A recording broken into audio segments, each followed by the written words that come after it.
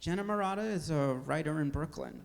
Her work has been published by the websites of Esquire, New York, Playboy, the New York Times Magazine, and T, the New York Times Style Magazine. Here she is reading an excerpt from an article that ran on Marie Claire's website. Thank you.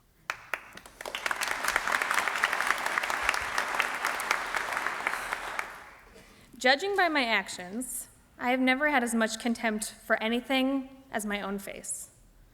A conventionally attractive face with a Roman nose and a cleft chin and an infinitesimal birthmark under one eye, although honestly, I always forget which one.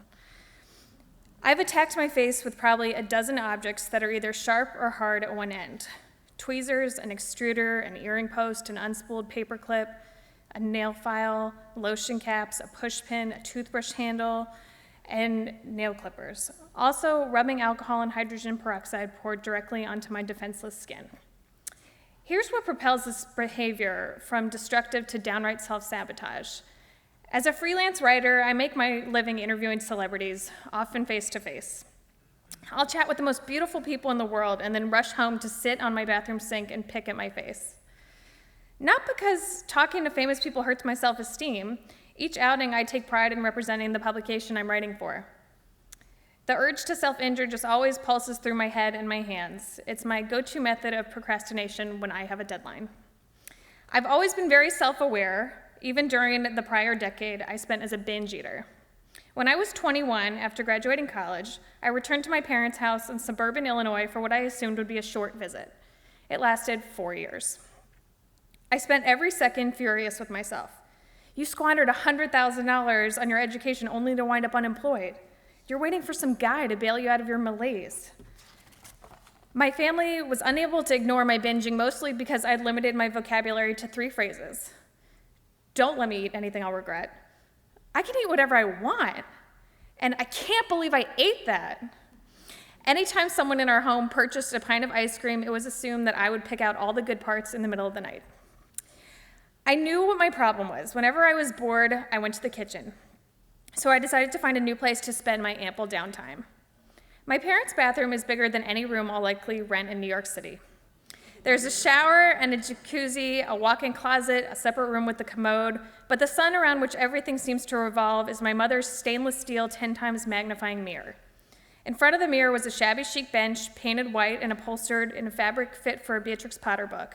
To the right of the mirror, my mom kept a miniature glass vase filled with sanitizer and Tweezerman tweezers in various sizes and pastel hues. I remember the first time I saw my eyebrows in my mom's mirror. They looked downright manly, with grubby hairs several centimeters in the wrong direction. I plucked every last stray, feeling immediate satisfaction, like a grown woman who'd finally learned to take care of herself. Yet when I glanced in the mirror the next day, there were new hairs that I'd seemingly missed. I started looking at my eyebrows in the mirror multiple times per day, plucking the delicate skin above my eyes until it was red and raw. Soon, instead of spending 5-minute increments in front of the mirror, I'd descend into the mirror for up to 4 hours a day. It was a suspended reality where only what I could see mattered. My tweezers wandered from my eyebrows, and I would nick and squeeze and yank at every clogged pore on my face. At one point, I became convinced that there was a lone dark hair trapped under my chin. I could think of nothing more vital than removing this growth from my face. In the process of freeing the probably imagined hair, I dug an 1/8-inch deep hole. I decided it was healthy to have my wound out to the open. At least I wasn't secretly hoarding food. My parents were horrified, but my mother would not get rid of the mirror. It's mine. I needed to see. I saw a battalion of dermatologists and inquired about a plastic surgeon, but all agreed that my problem was psychosomatic, dermatillomania. At one point, I threw my mom's pair of mint tweezers into a lagoon. Finally, I checked myself into a 3-week outpatient program for depression and anxiety, eager to stop hurting myself. One of the tenets of the program was no war stories. You couldn't share specific details or personal anecdotes from your life that could prove triggering to another person. So I never got to talk about how I hurt myself and how much I liked it. Most people ease back into their day-to-day routine following a psychiatric hospitalization.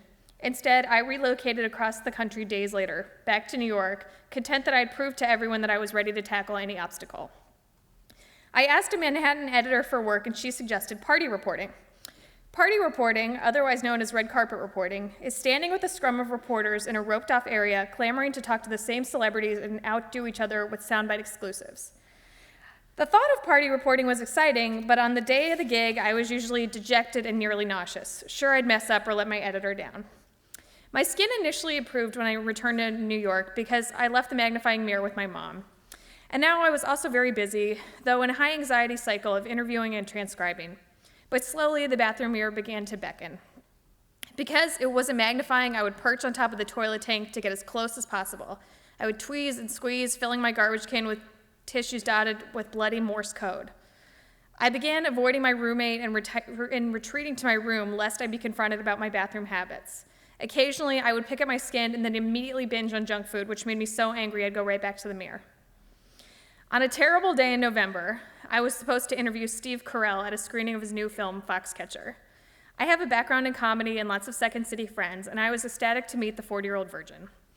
Yet I was terrified that I'd choke, letting down my comedy friends and my editor, embarrassing myself before a man I admired. As days seeped into night, I could not stop pressing down on a cyst on my chin. Blood spattered on the sink drain as I mutilated myself, panicking in the process that the wound wouldn't cauterize in time for me to apply makeup for the interview. About 45 minutes before I had to be in uptown Manhattan, I scrubbed the blood off the sink, put on a floral Kate Spade dress, and called an Uber. When I interviewed Carell, I probably seemed poised, but I felt like a fraud. Could he see through me? Could he see through my makeup to the throbbing pain and the throbbing physical and emotional pain? In 2015, I stopped hurting my face, mostly by accident. I went on my first work trip, reporting from the Sundance Film Festival, and I neglected to pack tweezers. For 10 days, I worked harder than I ever had in my life, and I barely had time to look in a mirror. 2 weeks after Sundance, I turned 27.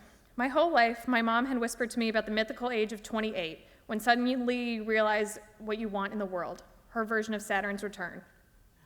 The one thing I know already is that I want to be nice to myself. No one is going to love the person who is literally tearing themselves apart, and no one tearing themselves apart is fit to contemplate marriage and motherhood. Recently, I interviewed actress and poet Amber Tamblyn for Marie Claire. While doing research, I found this quote of hers in Bust.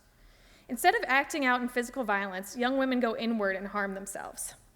For several months, I have been free from self-injury. Although I have not actively resumed binging, I have gained some weight. That Kate Spade dress no longer fits. But now, regardless of if I'm wearing makeup, I have the strength to look people in the eye. As small as a pair of tweezers may seem, they were my weapon, my 9mm, my machete. I used to blame my self-injury on frayed nerves, but maybe I was just angry. Angry at myself for not being perfect, even though no one is. Angry at myself for not being as beautiful without makeup on. Angry at myself because I sweat the small stuff.